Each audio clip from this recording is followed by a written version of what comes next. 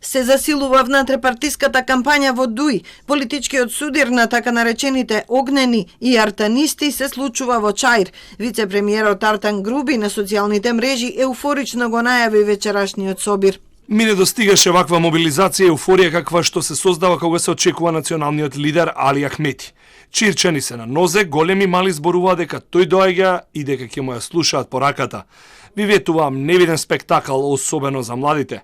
Не пропуштајте па потоа да слушате од други како било на историскиот собир, каде што ќе се гради иднината.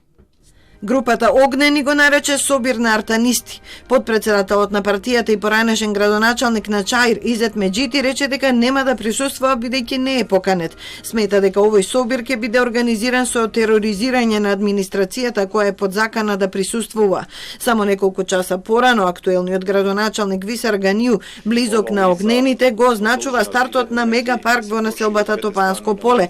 Министрите не се поканети. За премиерот Ковачевски разбирливи се собирите и трибините какви што ги организираше и неговата партија. Сакам да посакам успех на интерната трибина која што ја има Демократската унија за интеграција. Тоа се нормални активности кои што ги прави секоја политичка партија, какви што впрочем во текот на последниот квартал во 2022 година ги направи и нашата политичка партија Социјалдемократскиот сојуз на Македонија, кога имавме 70 трибини, која што заврши со голема трибина со над 11.000 луѓе, односно членови, симпатизери и граѓани во спортскиот центар Борис Трековски.